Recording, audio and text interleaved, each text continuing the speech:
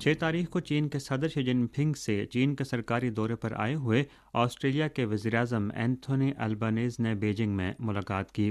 اس موقع پر شی جن پنگ نے کہا کہ دونوں فریقوں کی مشترکہ کوششوں سے چین اور آسٹریلیا کے مختلف شعبوں میں تبادلے بحال ہو رہے ہیں اور دو طرفہ تعلقات بہتری اور ترقی کے صحیح راستے پر گامزن ہیں۔ چین اور آسٹریلیا کے درمیان مفادات کا کوئی بنیادی ٹکراؤ نہیں ہے اور دونوں ممالک باہمی اعتماد اور باہمی کامیابی کے شراکت دار بن سکتے ہیں جو دونوں ممالک اور دونوں عوام کے مشترکہ مفاد میں ہے۔ شی جن پنگ نے اس بات پر زور دیا کہ چین اور آسٹریلیا کو چین آسٹریلیا فری ٹریڈ ایگریمنٹ کی صلاحیتوں کو بھرپور بروئے کار لاتے ہوئے موسمیاتی تبدیلی اور سبز معیشت سمیت نئے شعبوں میں تعاون کو بڑھانا اور عالمی اور علاقائی آزاد تجارتی نظام کا تحفظ کرنا ہوگا تاکہ دونوں ممالک کے کاروباری اداروں کو سرمایہ کاری اور کام کرنے کا عمدہ ماحول پیدا کیا جا